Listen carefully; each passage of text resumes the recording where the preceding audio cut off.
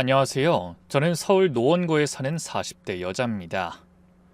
제가 오늘 이 사연을 쓰게 된 건 저와 비슷한 처지에서 고통받는 분들에게 작은 위로와 희망이 되고 싶어서예요. 지금 저는 서울에서 작은 북카페를 운영하며 초등학생 아들과 단둘이 살고 있어요. 비록 남편 없이 홀로 아이를 키우고 있지만 지금은 누구보다 행복하답니다. 하지만 이런 평온한 일상을 갖기까지 정말 험난한 시간들을 견뎌야 했어요. 제 인생의 첫 번째 상처는 초등학교 3학년 때 찾아왔습니다. 엄마, 오늘도 아파요? 학교에서 돌아온 저는 매일 같은 질문을 했어요. 침대에 누워 계신 엄마는 점점 야위어가고 있었죠. 엄마는 위암 말기였어요. 그때는 어려서 엄마가 왜 자꾸 마르는지, 왜 밥을 못 먹는지 이해할 수가 없었어요. 우리 사연인 학교는 재밌었어? 엄마 괜찮아. 곧 나을 거야. 엄마는 항상 창백한 얼굴로 억지 미소를 지으셨어요. 지금 생각해보면 엄마도 얼마나 무서우셨을까요? 35의 젊은 나이에 어린 딸을 두고 떠나야 한다는 게. 엄마가 돌아가신 건 제가 10살 되던 해 봄이었어요. 벚꽃이 한창 피던 4월이었는데 이상하게도 그날따라 비가 추적추적 내렸죠. 병원에서 엄마의 차가운 손을 잡고 한참을 울었던 기억이 아직도 생생해요. 서연아, 이제 아빠랑 둘이 잘 살아보자. 장례식장에서 아빠가 제 어깨를 감싸며 했던 말이에요. 그땐 정말 아빠와 둘이서라도 잘 살 수 있을 거라고 믿었어요. 그 믿음은 불과 6개월 만에 산산조각이 나고 말았죠. 서연아, 저분이 네 새엄마야. 인사드려야지. 엄마가 돌아가시기 채 1년도 지나기 전에 아빠는 새엄마를 데려왔어요. 새엄마는 이미 만삭이었고 곧 제 이복동생이 태어났어요. 알고 보니 아빠는 엄마가 투병하는 동안에도 바람을 피우고 있었던 거예요. 언니, 이거 내 거야. 만지지 마! 새엄마가 낳은 이복동생은 태어날 때부터 모든 걸 독차지했어요. 이복동생이 태어난 뒤로 저는 집에서 투명인간 취급을 받았죠. 야, 한서연. 야, 한서연. 또 방에만 틀어박혀 있어? 나와서 설거지나 해. 새엄마는 절 부를 때 항상 가시돋친 말투로 불렀어요. 한 번도 다정하게 서연아라고 불러준 적이 없었죠. 거기다 새엄마는 12살짜리 아이에 불과했던 저에게 온갖 집안일을 다 시켰어요. 설거지, 빨래, 청소, 학교 숙제할 시간도 없을 정도였죠. 심지어 밥을 먹을 때도 이복 동생들은 반찬이 수북히 담긴 접시를 받았지만 전 항상 김치와 계란 프라이가 전부였죠.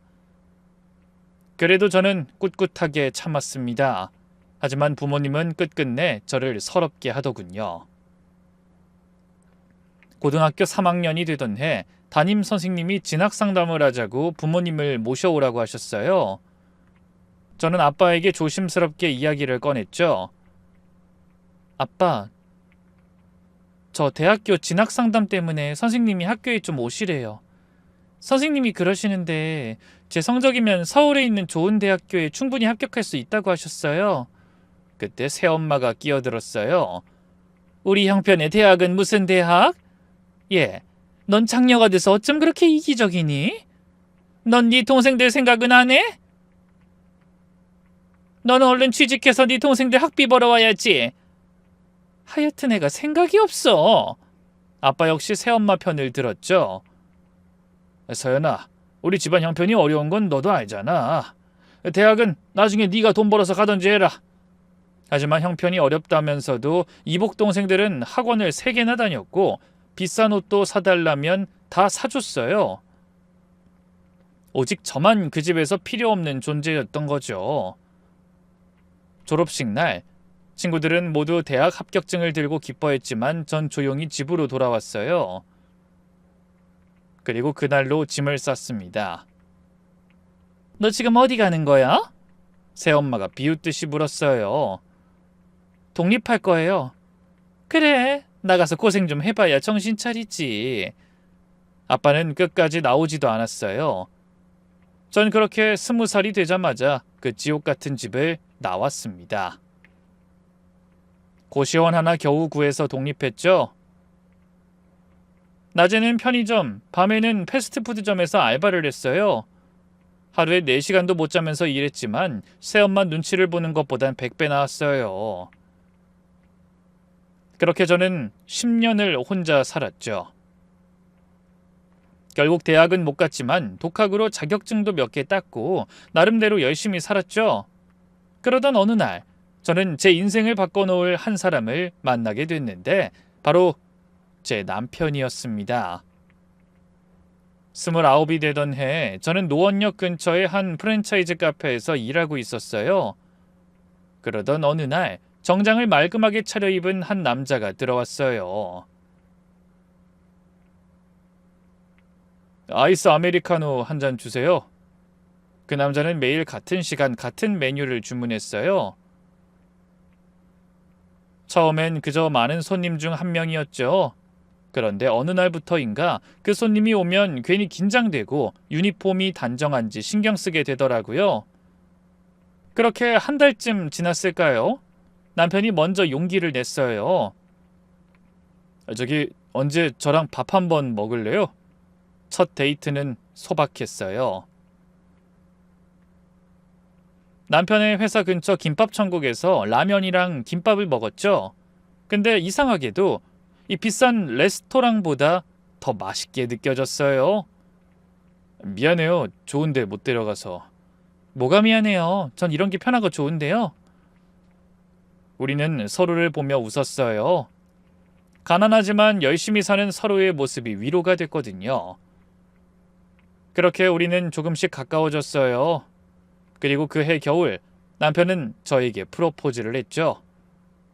서연 씨, 저 변변치 않은 사람이에요.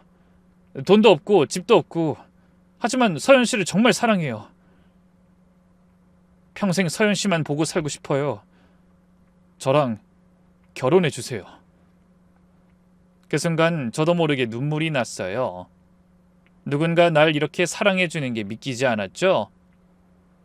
그래서 저는 욕심인 줄 알면서도 남편이 건네는 반지를 받고 말았답니다. 앞으로 행복할 일만 가득할 거라고 믿으면서 말이죠. 그런데 그건 또 다른 악몽의 시작이었습니다. 결혼을 약속한 후 상견례 날짜를 잡았어요. 남편은 부모님께 제 상황을 미리 다 말씀드렸다고 했지만 막상 그날이 되니 불안했어요. 괜찮아. 우리 부모님 좋은 분들이야. 남편은 제 손을 꼭 잡으며 안심시켰지만 왠지 자꾸만 불길한 예감이 들었죠. 그리고 잠시 후 제 예감은 현실이 되었습니다. 상견례 장소로 들어가자마자 시어머니가 위아래로 저를 훑어보더군요. 어머님, 아버님 안녕하세요. 한서연이라고 합니다. 90도로 인사했지만 돌아오는 시어머니의 반응은 냉담하기 그지없었어요.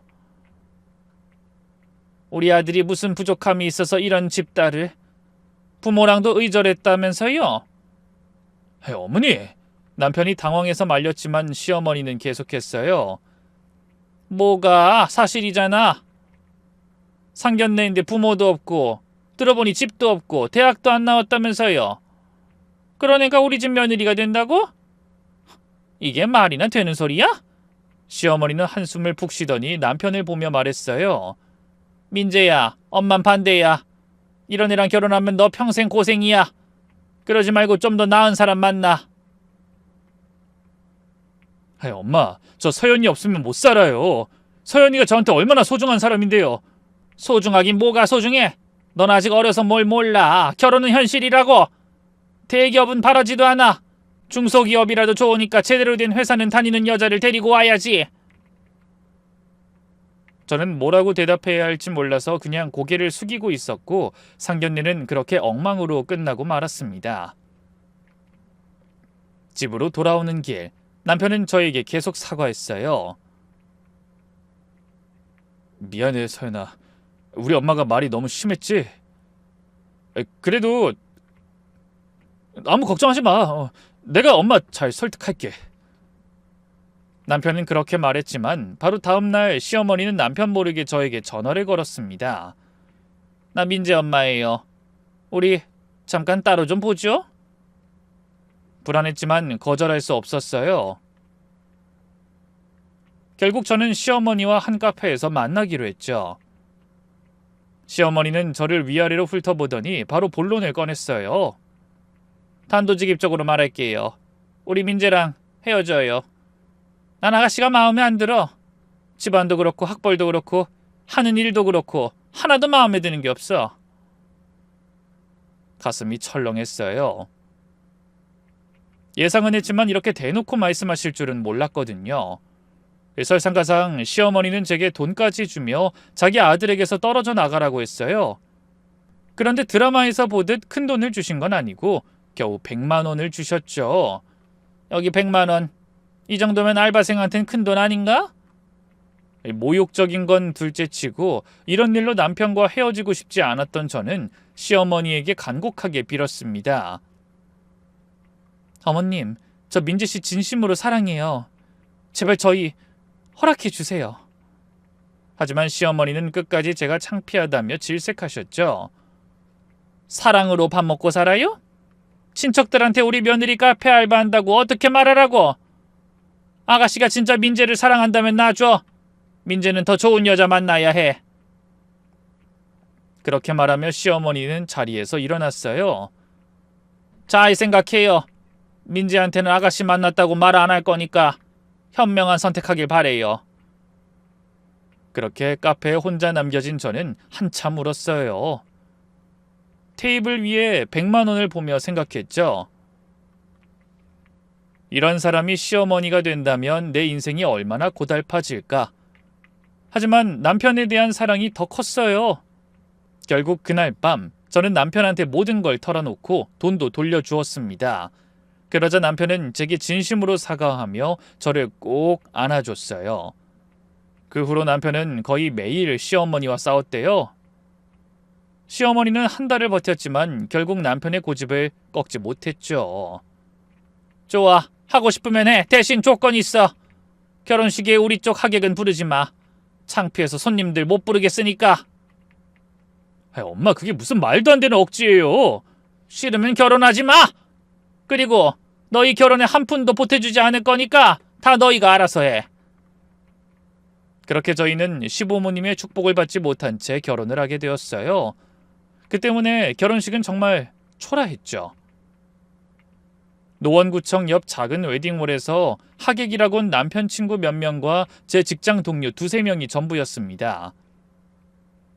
시부모님은 예식 시작 5분 전에야 겨우 나타나셨고 결혼식이 끝나자마자 바로 가버리셨어요. 심지어 축의금도 안 내셨죠. 그래도 그때까지만 해도 저는 저희가 잘 사는 모습을 보여드리면 언젠간 저희에게 마음을 열어주실 거라 그렇게 믿고 있었습니다. 그건 모두 저의 착각이었지만요. 시어머니는 결혼 후에도 결국 저를 무시했거든요. 특히 결혼하고 첫 명절에 있었던 일을 잊을 수가 없네요. 그날은 하필 남편이 당직이라 저 혼자 시댁에 가야 했어요. 여보, 미안해. 추석인데 당직이 걸려서. 괜찮아. 어쩔 수 없잖아. 엄마한테 미리 얘기해놨으니까 잘 대해주실 거야. 너무 걱정하지 마. 하지만 남편의 말과 달리 시댁 문을 열고 들어가자마자 시어머니의 차가운 목소리가 들렸습니다. 어머, 혼자 왔네? 우리 아들은 바쁜데 넌 한가한가 보구나? 저는 잔뜩 기가 죽은 채 서둘러 들어갔죠. 저는 눈치껏 명절 상차림을 도와드리려고 했지만 시어머니는 제가 본인의 살림살이를 만지는 게 싫으시다고 귀찮게 하지 말라고 그냥 가만히 앉아나 있으라고 하더군요. 그렇게 꽂아 놓은 보릿자루처럼 있길 얼마쯤일까? 시어머니가 저녁을 먹으라고 부르셨고 저는 쭈뼛거리며 식탁으로 다가갔죠. 그런데 글쎄 제 앞에만 플라스틱 일회용 접시가 놓여져 있는 게 아니겠어요? 다른 가족들 앞에는 고급스럽고 비싼 명품 그릇이 놓여 있었는데 말이죠. 더 충격적인 건 제 수저도 편의점에서 파는 나무젓가락이었어요. 시누이들은 은수저를 쓰는데 말이죠. 참으려면 참을 수도 있었지만 그래도 이건 아니다 싶어서 저는 시어머니께 따지고 들었습니다. 어머님, 왜 저만 일회용품으로 주세요? 지금 저 그릇으로 차별하시는 거예요? 아무리 제가 마음에 안 들어도 그렇지 이건 좀 너무하시잖아요. 그런데 시어머니는 뻔뻔한 얼굴로 저에게 이렇게 말씀하시더군요. 아니 너는 뭘 그런 걸 가지고 서운해하고 그러냐? 나는 그냥 설거지거리 만들기 싫어서 그런 거지. 너 그렇게 안 봤는데 좀 예민하다. 아이고 싫으면 내려놓으렴. 내가 쓰면 되니까. 이게 아주 시미를 못된 인간으로 만드는구나. 그러자 온 가족이 저를 나무라기 시작했어요. 올케, 엄마한테 너무하는 거 아니에요? 맞아. 엄마가 얼마나 신경 써서 준비한 건데. 결국 제가 사과를 해야 하는 상황이 됐죠. 죄송해요, 어머님. 제가 오해했나 봐요. 그래, 이제야 정신을 차리는구나. 근데 사과도 좀 성의 없네. 부모 없이 자라서 그런가 예의라는 걸 모르는 것 같아. 그렇게 밥이 입으로 들어가는지 코로 들어가는지도 모르는 채 불편한 자리가 끝났어요. 설거지를 하면서도 잠자리에 들면서도 시어머니의 독설이 계속 귓가에 맴돌았죠. 그리고 다음 날 아침 당직이 끝난 남편이 시댁에 도착했어요. 여보, 미안해. 혼자 고생했지. 남편의 얼굴엔 피곤함이 가득했지만 저를 걱정하는 마음이 눈에 보였어요. 하지만 저는 아무 티도 낼 수 없었죠. 혹시라도 남편 마음이 불편할까 봐서요. 아니야, 괜찮아. 어머님이 잘해주셨어. 정말? 다행이다. 참, 이거. 남편이 편의점 봉지를 내밀었어요. 며칠 전부터 제가 먹고 싶어 했던 딸기맛 아이스크림이었죠. 당직 끝나고 오는 길에 샀어. 당신 딸기맛 아이스크림 먹고 싶다고 했잖아. 어머, 당직으로 피곤할 텐데 이런 것까지. 고마워요. 뭘, 우리 와이프 혼자 고생하는데 이 정도는 해야지. 남편은 제 머리를 쓰다듬으며 미소를 지었어요. 그 순간만큼은 정말 행복했죠. 시어머니가 뭐라 하든 이 사람만 있으면 다 견딜 수 있을 것 같았어요. 하지만 그 행복도 오래가지 못했습니다. 하필 폭우가 쏟아지던 날 출장을 갔던 남편이 영영 돌아오지 못하게 된 거였죠. 그날따라 저는 이상하게도 남편을 보내고 싶지 않았습니다. 그래서 저는 평소와 달리 남편을 붙잡았었죠. 여보, 꼭 지금 가야 해? 밖에 비도 이렇게 오는데. 어쩔 수 없어. 부산 공장에 큰 문제가 생겨서 아침 일찍 도착해야 해. 걱정하지 마. 조심해서 갈게. 남편은 새벽 4시에 집을 나섰어요. 저는 마지못해 현관까지 나가서 남편을 배웅했죠. 운전 조심해. 비 많이 오니까 천천히 가고. 알았어. 걱정하지 말고 한숨 더 자. 사랑해. 그게 남편과 나눈 마지막 대화였어요. 그게 마지막인 줄 알았더라면 그렇게 남편을 보내지 않았을 텐데. 저는 아직까지도 그때 그 순간이 후회되곤 한답니다. 하지만 당시 저는 아무것도 모른 채 바보처럼 잠이나 자고 있었죠. 저를 깨운 건 날카로운 전화벨 소리였어요. 아침 7시쯤 모르는 번호로 전화가 왔고 저는 비몽사몽한 상태로 전화를 받았죠. 정민지 씨 아내분 되십니까? 네, 누구시죠? 여기 경남병원 응급실입니다. 교통사고가 있었는데 빨리 오셔야 할 것 같습니다. 순간 저는 숨이 멈추는 기분이었습니다. 남편한테 무슨 일 생긴 건가요? 자세한 건 오시면 말씀드릴게요. 일단 빨리 오십시오. KTX를 타고 부산으로 내려가는 내내 계속 남편에게 전화를 걸었지만 받지 않았어요. 제가 할 수 있는 일이라고는 제발 큰일이 아니길 기도하는 것뿐이었죠. 잠시 후 병실에 도착했을 때 의사가 저를 조용한 방으로 데려갔어요. 그러더니 믿을 수 없는 소리라더군요. 그 폭우로 앞차가 급정거했고 연쇄 추돌이 일어났습니다. 정민재 씨 차량이 가운데 끼는 바람에 부상이 심했어요. 죄송합니다. 최선을 다했지만 운명하셨습니다. 거짓말이죠? 아침에 멀쩡히 나갔는데 어떻게 이런 일이... 무릎에 힘이 풀려 그 자리에 주저앉았어요. 더 이상 듣고 싶지 않았어요. 믿고 싶지 않았습니다. 하지만 남편이 죽었다는 것은 부정할 수 없는 현실이었죠. 영안실에서 남편을 봤을 때 정말 세상이 무너지는 것 같았어요. 저는 차가운 남편의 손을 잡고 울부짖었죠. 여보, 일어나. 나 혼자 두고 가면 어떡해. 일어나. 그 와중에 시부모님이 도착하셨는데 시어머니는 남편을 보자마자 기절하셨고 깨어나자마자 저를 향해 손가락질하시며 제게 저주에 가까운 말들을 쏟아내셨어요. 너 때문에 우리 아들이 죽었어! 어머님, 그게 무슨 말씀이세요? 재수 없는 년이 우리 집에 들어와서부터 우리 아들한테 안 좋은 일만 생겼어! 네가 우리 아들을 잡아먹은 거야! 장례식장 3일 내내 시어머니는 악을 쓰셨습니다.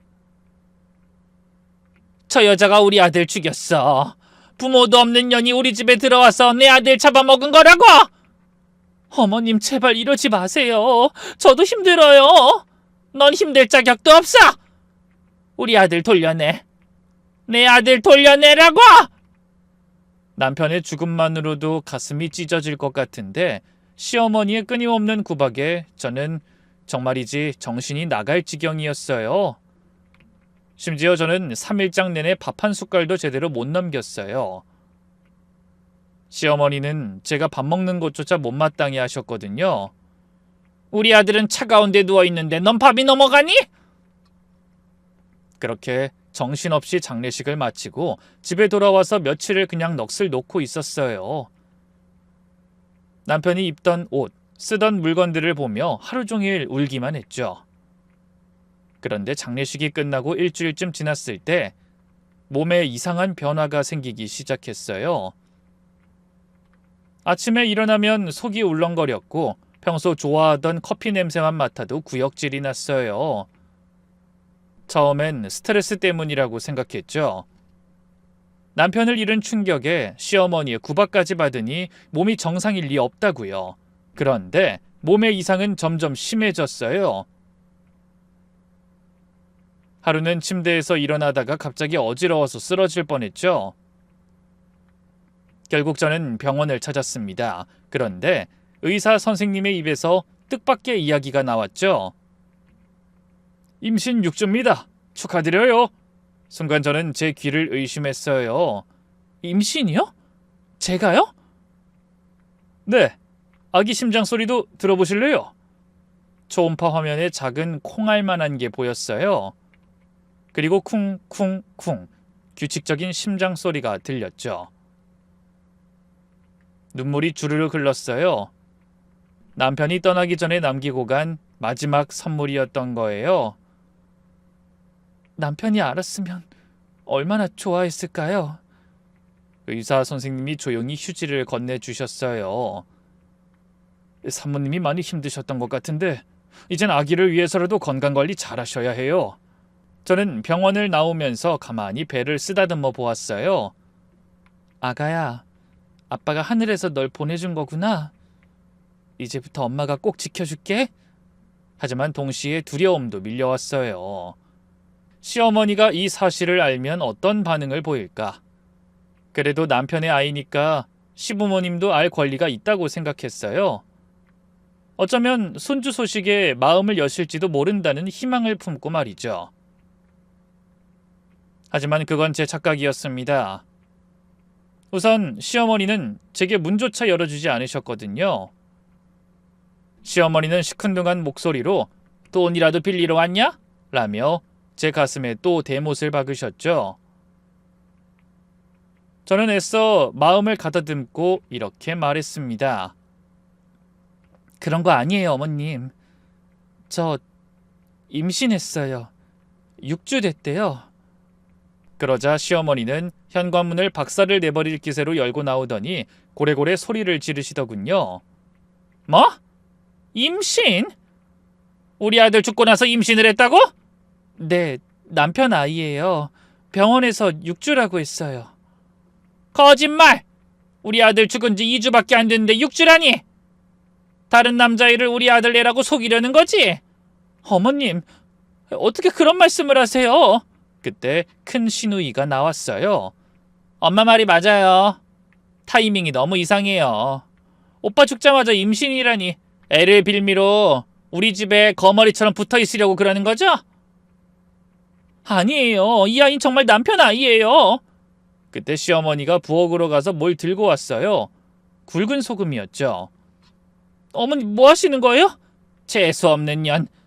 우리 아들 죽이고도 모자라서 뻔뻔하게 뻐꾸기 새끼까지 들이밀어? 시어머니는 끝내 제게 소금을 뿌리기 시작했어요. 나가! 당장 나가! 다시는 우리 집 근처에도 오지 마! 어머님, 이 아이 남편 아이예요. 어머님 손주예요. 닥쳐! 너 같은 년이 낳은 애가 무슨 우리 집 핏줄이야! 나가!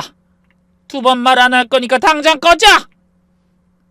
그렇게 저는 온몸에 소금을 뒤집어 쓴 채로 문 밖으로 쫓겨났어요. 저는 뱃속의 아이에게 너무 미안하기도 하고 제 처지가 서럽기도 해서 복도에 주저앉은 채 엉엉 울었습니다. 미안해 아가야.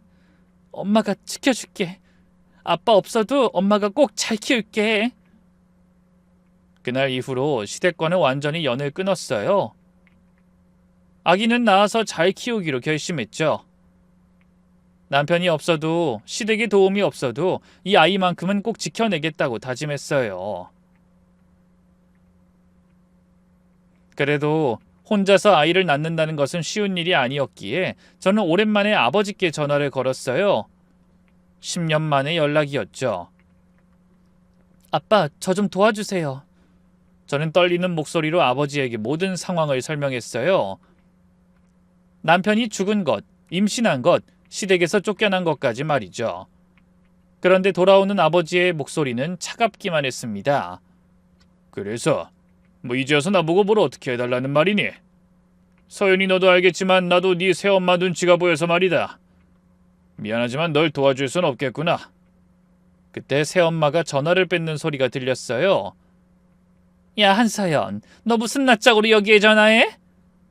새엄마, 제가 정말 급해서. 새엄마? 누가 네 새엄마야? 그렇게 얌전히 공장에나 다닐 것이지 누가 그렇게 일찍 시집가래? 야, 옛말에 어른들이 애미 복 없는 년이 남편 복도 없다고 하는 거 몰라? 네 팔자 뻔하지 뭐. 어? 너 그렇게 과부될 거 몰랐냐? 제발 도와주세요. 보호자도 없이 저 혼자 어떻게 아기를 낳아요? 아기? 아휴, 난 몰라. 네가 알아서 해. 우리 집에 얼씬도 하지 마. 괜히 네 더러운 팔자 우리 애들한테 옮을라. 전화는 그렇게 끊겨버렸습니다. 떨리는 손으로 다시 걸어보았지만 신호음만 울릴 뿐 아무도 받지 않았어요. 저는 휴대폰을 내려놓고 그 자리에 주저앉아 버렸습니다. 거실 바닥에 웅크린 채로 얼마나 울었는지 몰라요. 이 넓은 세상에 아기와 저 단 둘뿐인 것 같았죠. 그때였습니다. 현관문을 두드리는 소리가 들렸어요. 이거 봐요, 새댁. 얼른 문 좀 열어봐요. 문을 열자 옆집에 사시는 할머니가 서 계셨습니다. 아이고 젊은 새댁이 왜 이렇게 우나? 무슨 일이야? 할머니는 제 눈물을 거친 손으로 닦아주셨어요. 그리고 제 옆에 앉아 아무 말 없이 등을 토닥여 주셨죠. 그 따스한 손길에 마음 깊은 곳에서 무언가가 스르륵 녹아내리는 것 같았습니다. 이상하게도 그 순간 하늘에 계신 엄마가 이 할머니를 통해 저를 위로해 주시는 것 같았어요. 물론 말도 안 되는 일이겠지만 엄마의 손길이 느껴지는 것 같았습니다. 할머니, 정말 감사해요. 덕분에 좀 진정이 되네요. 괜찮아. 힘든 일 있으면 혼자 끙끙 앓지 말고 나도 옆집에 있으니까. 그렇게 할머니가 돌아가신 후 저는 깊게 숨을 들이쉬었습니다. 그리고 다시 힘을 내보기로 했어요. 뱃속의 아기를 위해서라도 이렇게 무너질 순 없었으니까요. 그로부터 2주쯤 지났을까요? 저는 예상치 못한 전화 한 통을 받았습니다. 안녕하세요. 땡땡생명보험입니다. 고 정민지님의 사망보험금 지급 건으로 연락드렸습니다. 순간 숨이 멎는 것 같았어요. 남편이 결혼 직후에 들었던 보험이 있었던 겁니다.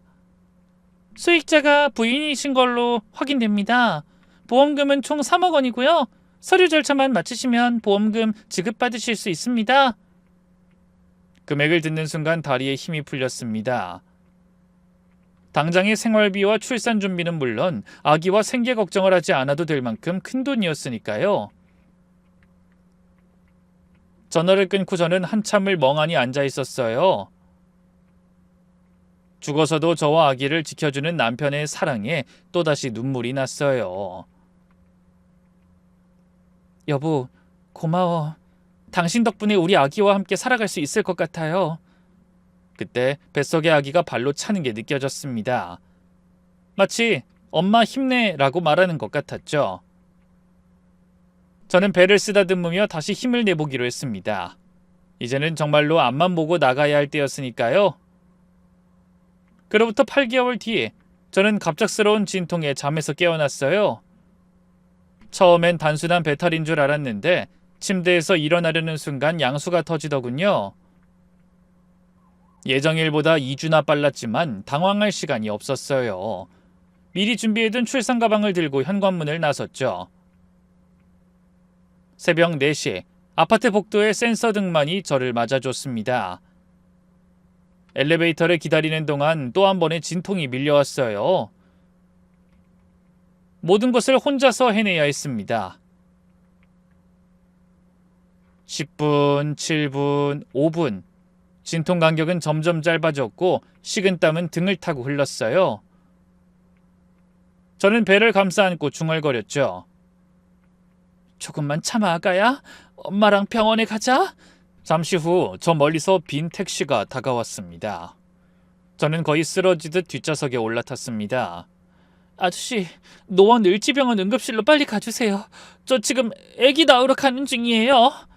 택시기사 아저씨는 백미러로 절 보더니 깜짝 놀라서 급하게 속도를 냈어요. 아이고, 혼자세요? 남편분은 어디 가시고? 저 혼자예요. 그 한마디를 내뱉는 순간 목이 메었습니다. 아기한테 미안해서요. 아빠 없이 세상에 나오게 해서, 엄마 혼자 이렇게 초라하게 병원에 가게 해서. 거의 다 왔어요. 조금만 참으세요. 기사 아저씨의 목소리에 걱정이 묻어났습니다. 누군가 저를 걱정해준다는 것만으로도 위로가 됐어요. 병원 응급실 앞에 도착했을 때 기사 아저씨가 먼저 내려서 제 가방을 들어주셨습니다. 괜찮겠어요? 누가 마중 나오나요? 아니요, 혼자 들어갈게요. 감사합니다, 아저씨. 그렇게 비틀거리며 응급실로 들어가는데 그런 저를 발견한 간호사들이 급히 달려왔습니다. 사무시네요? 휠체어 가져와요, 빨리! 저는 순식간에 휠체어에 앉혀졌고 곧바로 분만실로 향했습니다. 한 간호사가 제 옆에서 서류를 들고 물었어요. 보호자분은 어디 계세요? 연락드려야 하는데. 보호자 없어요. 네? 남편분은요? 몇 달 전에 죽었어요. 그러자 연배가 있어 보이는 간호사가 제 손을 꼭 잡아줬어요. 따뜻한 손이었습니다. 걱정하지 마세요. 저희가 끝까지 도와드릴게요. 혼자가 아니에요. 알겠죠? 그 말에 눈물이 왈칵 쏟아질 것 같았지만 꼭 참았습니다. 지금은 울 때가 아니었으니까요. 그리고 분만대에 누워 저는 남편을 생각했습니다. 만약 남편이 여기 있었다면 제 손을 꼭 잡고 당신이 세상에서 제일 대단해 라고 말해 주었겠죠.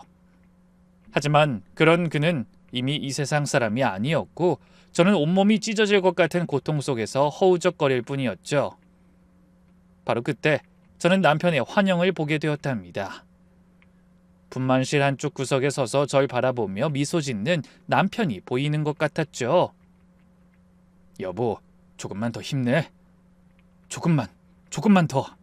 그럼 세상에서 제일 예쁜 우리 아기를 만날 수 있을 거야. 그 말에 저는 마지막 힘을 짜내며 있는 힘껏 힘을 주었습니다. 그러자 세상의 모든 아픔이 한꺼번에 몰려오는 것 같았고 그와 동시에 무언가 빠져나가는 느낌이 들었죠. 그리고 그 순간 응냐 응냐 맑고 우렁찬 울음소리가 분만실을 가득 채웠습니다. 그 소리를 듣는데 온몸에서 힘이 빠지면서도 가슴 깊은 곳에서 뜨거운 무언가가 차오르더군요. 축하합니다. 건강한 아들이에요. 3.2kg의 튼튼한 사내아이입니다. 간호사가 아기를 깨끗이 닦아서 제 가슴 위에 올려두었습니다. 그 순간 꼭 세상이 멈춘 것 같은 기분이 들더군요. 아기는 짙은 눈썹, 동그란 이마, 높은 콧대까지 남편과 꼭 닮은 모습이었거든요. 여보? 저도 모르게 남편을 부르고 말았습니다. 눈물이 하염없이 흘러내렸어요. 이 아이는 평생 아빠 얼굴을 모르고 살아갈 텐데 정작 아빠를 가장 많이 닮은 얼굴을 하고 태어났다는 게 참 마음이 아팠거든요. 그런 순간에도 아기는 제 가슴 위에서 고요히 숨을 쉬고 있었어요. 마치 엄마의 슬픔을 다 아는 것처럼 조용히 위로해 주는 것 같았죠. 그래, 엄마가 아빠가 못다 준 사랑까지 다 줄게. 네가 아빠 없는 걸 느끼지 못하도록, 조금도 외롭지 않도록. 저는 그렇게 말하며 아기의 머리를 쓰다듬었습니다. 부드러운 솜털이 손끝에 닿았어요. 이 작은 생명이 제게 맡겨졌다는 책임감과 동시에 남편이 남기고 간 가장 소중한 선물이라는 감사함이 밀려왔습니다. 어쩌면 이 아이가 있는 한 남편은 완전히 떠난 게 아니라는 생각도 들었죠. 아가, 우리 잘 살아보자. 아빠 목까지 행복하게. 그렇게 저는 아들에게 시우라는 이름도 지어주고 산후조리원에도 등록해서 열심히 제 몸도 돌보며 바쁜 하루하루를 보내기 시작했어요. 그날도 시우에게 수유를 하고 있는데 문득 간호사가 노크를 하더군요. 한사연 사모님, 면회객이 오셨는데요. 가족이라고 하시는데 만나보시겠어요? 가족이라는 말에 설마 했는데 정말이었어요. 문이 열리자 그곳엔 시어머니를 필두로 시아버지, 시누이들, 그리고 시누이의 남편까지 서 있었습니다. 어머님? 아니, 여긴 어떻게 오셨어요? 저는 대체 이게 무슨 상황인가 싶어서 당황한 채로 물었죠. 그런데 시어머니는 그런 제 말은 싹 무시한 채로 커다란 꽃다발을 들고 환하게 웃으며 다가와 저를 끌어안았습니다. 불과 몇 달 전에 저에게 소금을 뿌리던 그 사람이 맞나 싶을 정도로 완전히 다른 표정이었죠. 아이고, 우리 며느리 고생했다. 고생했어. 어디 우리 손주 얼굴 좀 보자. 시어머니가 아기를 보려고 다가왔어요. 저는 본능적으로 아기를 끌어안았죠. 갑자기 왜 이러세요? 저보고 다시는 오지 말라고 하셨잖아요. 얘는? 그땐 우리가 너무 충격받아서 그랬어. 민재 잃고 정신이 없었거든. 너는 째째하게 언제까지 꽁에 있으려 그러니? 지난 일은 좀 묻어두자, 응? 큰 시누이도 어색하게 고개를 숙였어요. 어이 걔, 나도 미안해. 그때 나라도 엄마를 말렸어야 했는데. 그때 마음 많이 상했지? 이제라도 마음 풀어. 우리 가족이잖아. 근데 저는 갑자기 이 사람들이 왜 이러나 싶었어요. 여태까지 저를 무시하거나 구박하기만 했던 사람들이, 특히 바로 몇 개월 전만 해도 저를 저주하기까지 했던 사람들이 갑자기 이렇게 살갑게 군다는 게 너무 이상하고 의심스러웠죠. 그래서 저는 대체 저한테 왜 이러는 건지 따져 묻기 시작했습니다. 저희 이런 사이 아니잖아요. 솔직히 말씀해 주세요. 왜 오신 거예요? 그러자 시어머니는 잠시 당황한 표정을 지었다가 다시 살갑게 웃으며 이렇게 말했습니다. 왜긴 우리 손주 보러 온 거지. 민재 핏줄인데 당연히 할머니가 와야지. 시어머니는 그렇게 말하며 아기를 안으려고 팔을 뻗었지만 저는 시어머니에게 아기를 내어주지 않았어요. 아가 지금 자고 있어요. 깨면 안 되니까 지금 만지지 마세요. 말은 그렇게 했지만 사실은 이 사람들이 무서웠어요. 아기한테 무슨 짓을 할지 모른다는 괜한 불안감이 들었죠. 제가 쌀쌀맞게 나오자 시어머니의 표정이 묘하게 변했어요. 시어머니는 뭔가 말하려다가 큰 시누이를 슬쩍 받고 큰 시누이는 작게 고개를 저었죠. 그렇게 시댁 식구들은 30분 정도 어색하게 있다가 돌아갔습니다. 그런데 일주일 후 시어머니가 다시 나타나더군요. 그것도 혼자서 말이죠. 역시나 시어머니에게는 숨겨진 꿍꿍이가 있었습니다. 서연아, 우리 둘이 조용히 얘기 좀 하자. 그게 저기 민재 보험금 나왔지? 역시나 본색을 드러냈구나 싶었어요. 저는 당황한 티를 내지 않으려 애를 쓰며 대답했습니다. 어머니 그건 왜 물으시는데요? 왜라니? 나도 알 권리가 있잖아. 내 아들 돈인데. 제가 대번에 대답하지 않자 시어머니의 눈빛이 날카로워졌어요. 저는 시어머니와 입씨름하고 싶지 않아서 한숨을 쉬며 대답했죠. 3억 나왔어요. 3억이라는 소리에 시어머니는 눈을 반짝이면서 꼬치꼬치 캐묻기 시작하더군요. 그 돈 다 어쨌니? 그거 다 네가 갖고 있어? 네, 시우 키우는데 써야 해서요. 그러자 시어머니는 갑자기 한숨을 푹 쉬더니 눈물을 글썽이기 시작했어요. 서연아, 사실 우리 집이 지금 너무 어려워. 네 시누이가 사기당해서 빚이 5억이 넘어. 집도 경매 넘어가고 아주 다 죽게 생겼다니까. 그러면서 시어머니는 흐느껴 울기 시작했어요. 하지만 저는 동정심도 들지 않았습니다. 저는 정색을 한 채로 물었죠. 그래서요? 가족 좋다는 게 뭐니? 힘들 때 서로 돕는 거지. 안 그래? 많이도 안 바래. 너 그거 보험금 나온 거 그거 좀 빌리자. 나중에 꼭 갚으마.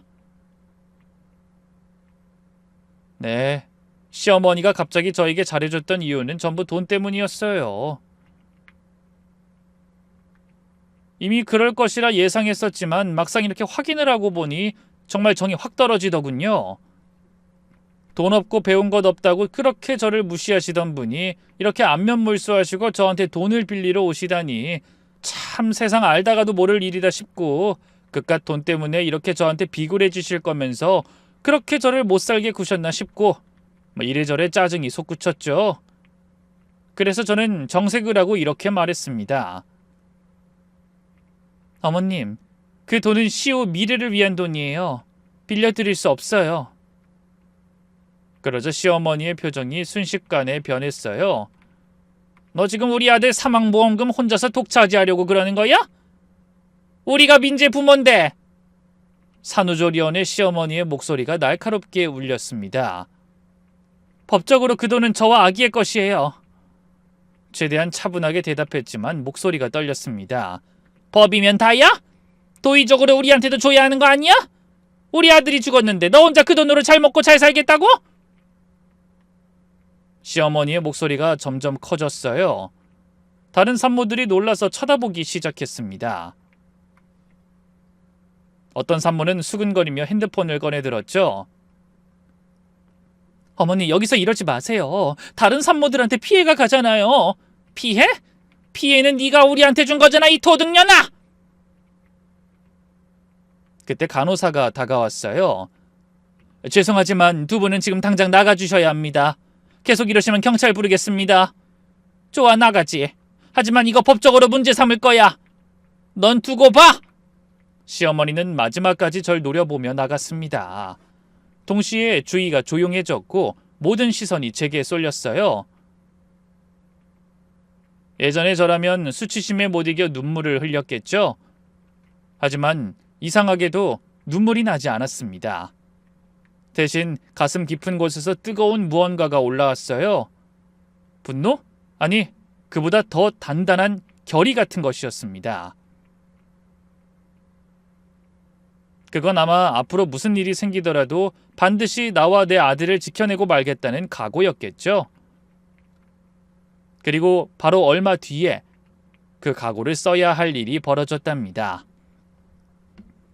산후조리원을 퇴소하고 아들과 함께 집으로 돌아오던 날이었어요. 오후 2시쯤 초인종이 울리더군요.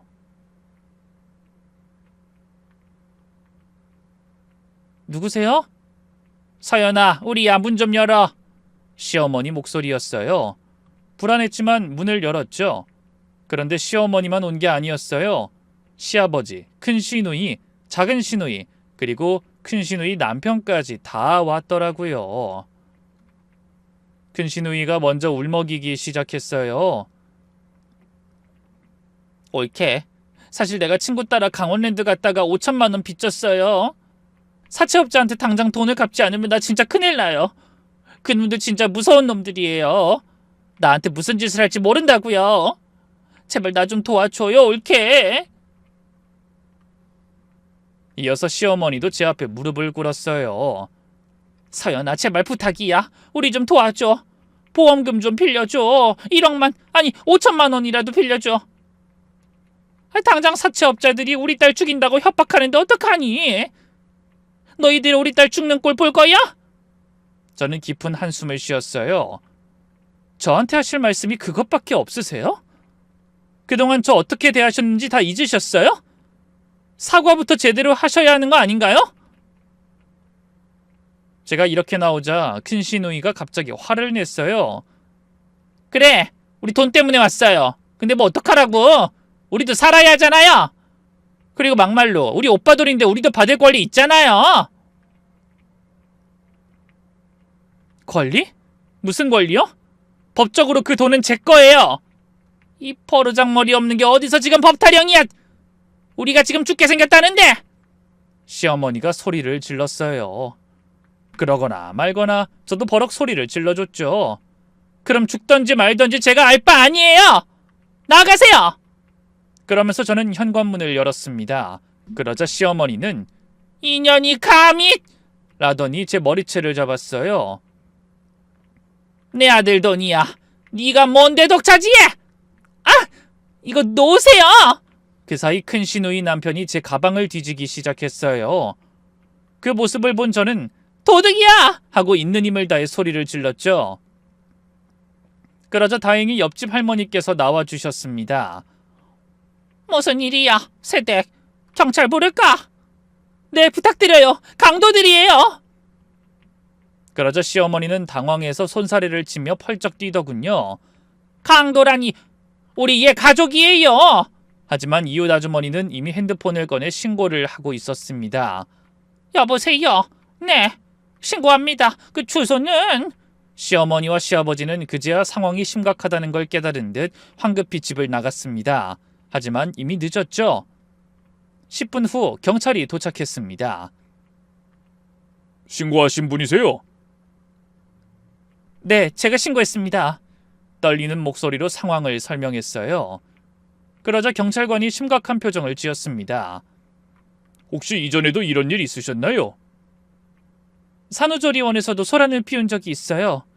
CCTV에 다 찍혀 있을 거예요. 옆집 할머니도 거들어 주었습니다. 제가 다 봤어요. 젊은 엄마가 아기 안고 있는데 억지로 가방을 뺏으려고 하더라고요. 너무 무서워 보였어요. 경찰관이 고개를 끄덕였습니다.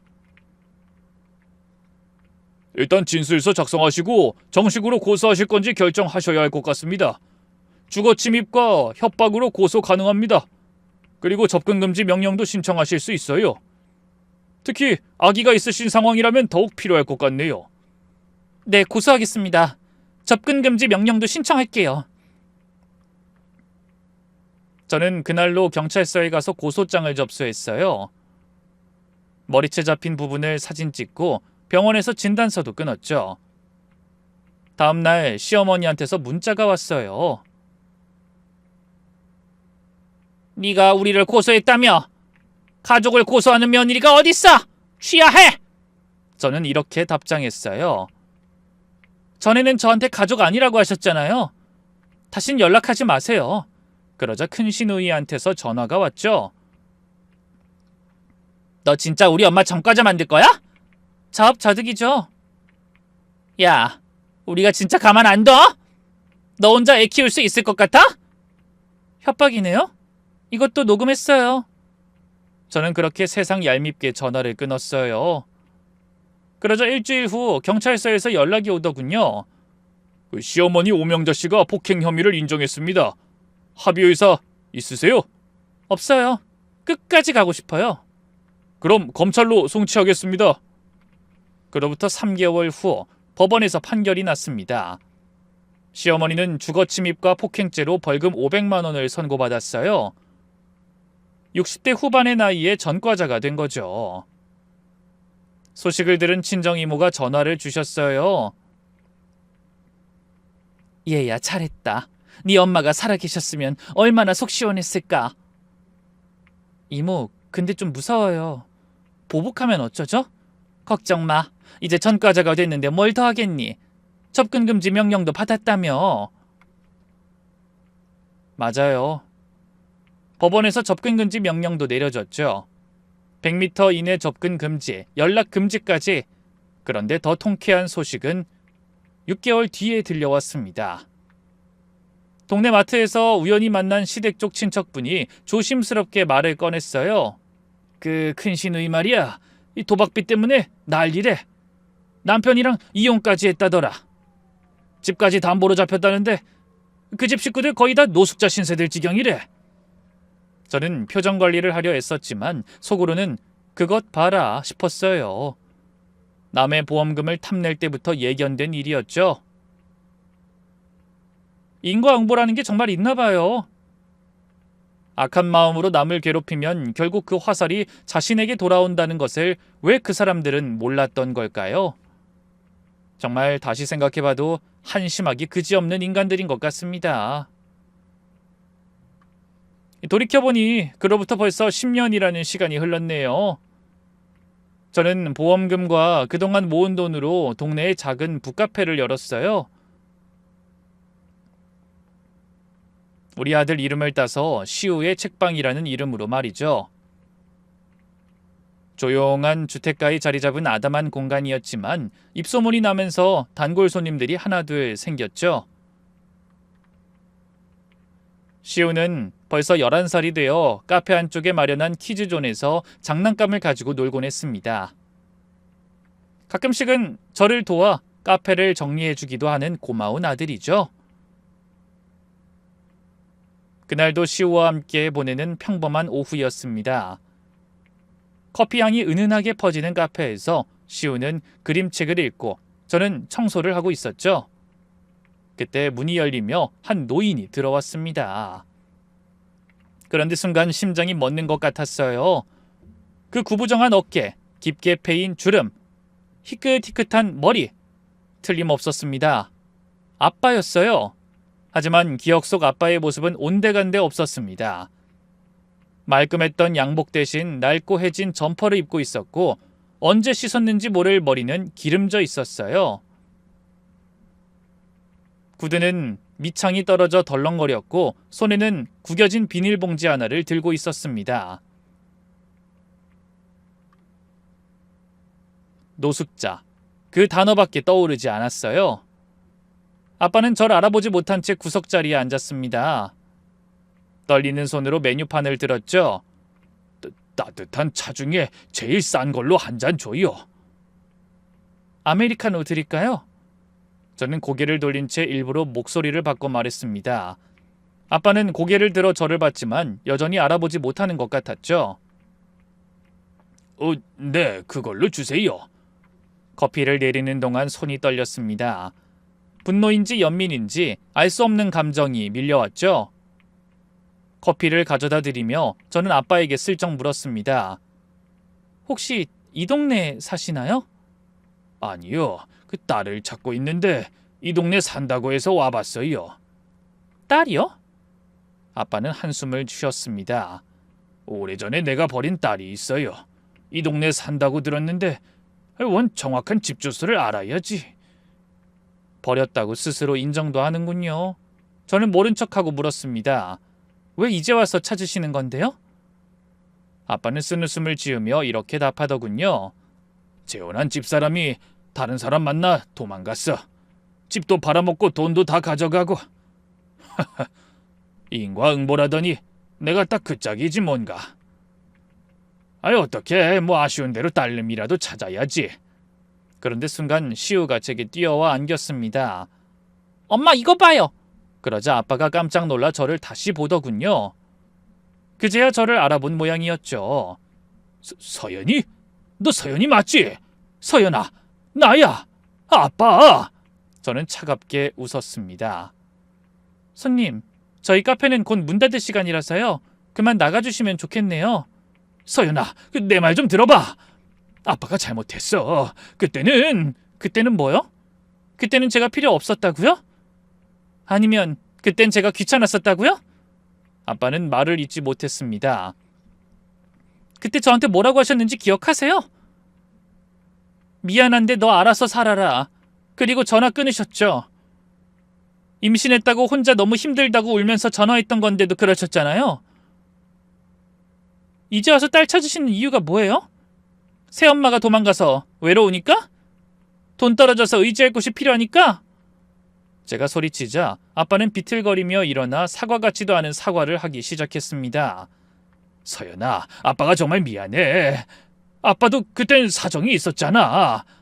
네가 아빠 사정 좀 봐주면 안 되겠냐? 이제 와서 미안하다고요? 제가 그 말 들으면 네 아이고 감사합니다. 그럴 줄 아셨어요? 아니요. 전 그런 가짜는 사과 필요 없어요. 그 말과 동시에 저는 카페 문을 열어줬습니다. 나가세요. 그리고 다신 찾아오지 마세요. 제가 어렸을 때 아빠한테 버림받고 얼마나 울었는지 아세요? 근데 이젠 안 울어요. 아빠 같은 사람한테 눈물 흘릴 가치도 없으니까. 아빠는 결국 고개를 떨구고 나갔습니다. 구부정한 등이 더욱 초라해 보였죠. 한때는 저 사람 때문에 그렇게 울었는데 이제는 아무 감정도 들지 않았어요. 오히려 통쾌했죠. 제가 그렇게 매달렸을 때는 차갑게 외면하더니 이제 와서 혼자 남겨진 꼴이라니. 그런데 다음 날 아빠가 또 왔습니다. 하지만 전 단호했어요. 출입 거부 손님이세요. 나가지 않으시면 경찰 부르겠습니다. 아빠는 며칠 더 왔다 갔지만 저는 끝까지 문을 열어주지 않았습니다. 그렇게 아빠는 완전히 사라졌어요. 제 인생에서 영원히. 그리고 저는 여전히 노원구에서 작은 북카페를 운영하며 시우와 함께 살고 있습니다. 화려하지도 특별하지도 않은 일상이지만 저희 모자에게는 충분히 행복한 나날들이에요. 시우는 가끔 아빠 이야기를 물어볼 때도 있지만 더는 슬퍼하지 않아요. 엄마, 우리 아빤 좋은 사람이었어요? 그럼 널 정말 많이 닮은 세상에서 제일 사랑스럽고 소중한 사람이었어. 그 정도면 충분한 대답이겠죠? 시댁이나 친정 소식은 더 이상 듣지 않습니다. 어떻게 사는지 무엇을 하는지 관심도 없어요. 그들도 제 소식을 모르겠죠. 그게 서로에게 최선인 것 같습니다. 가끔 과거를 돌아보면 참 많은 일이 있었다는 생각이 들어요. 부모님께 버림받고 남편을 잃고 시댁과 싸우고 그때는 세상이 끝난 것 같았는데 결국 다 지나갔네요. 이 글을 읽고 계신 분들 중에도 저처럼 가족에게 상처받은 분들이 계실 거예요. 그분들께 말씀드리고 싶네요. 포기하지 마세요. 그들이 주는 상처에 무너지지 마세요. 당신은 충분히 가치 있는 사람이고 행복할 자격이 있어요.